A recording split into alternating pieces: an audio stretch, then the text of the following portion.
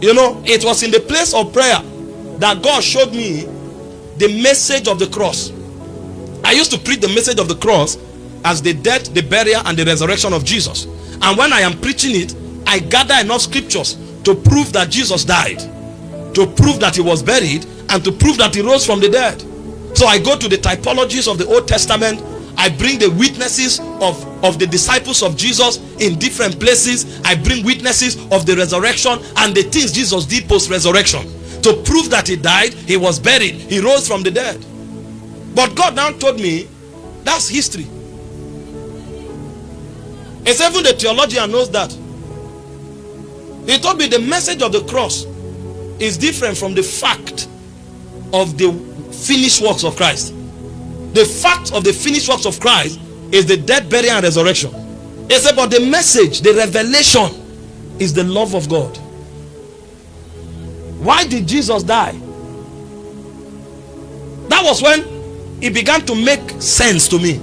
And the moment I caught an understanding of the love of God, it was not about quoting those scriptures anymore. There was an assurance that was born in my spirit that God will never let me be stranded anywhere. There was an assurance that was born in my spirit that I don't need to beg God for anything. That the major thing I needed, even when I didn't ask God, God went out of his way, provided it, hoping that I will accept it. The Bible says, while we were yet sinners, Christ died for us. That means Jesus died for you before you knew you needed him.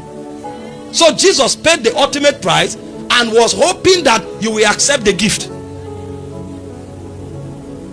That's what Paul caught. That's why Paul said, if he did not withhold his only begotten son, but gave him freely for us, he said, how shall he not with him? So when a Paul is making a demand of God, there is a confidence he has.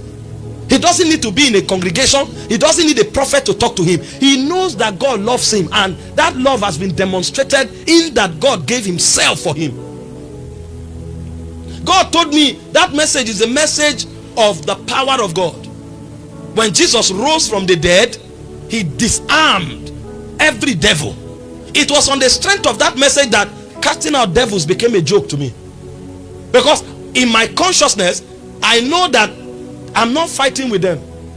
Jesus fought with them, defeated them, gave me the right to exercise authority over them.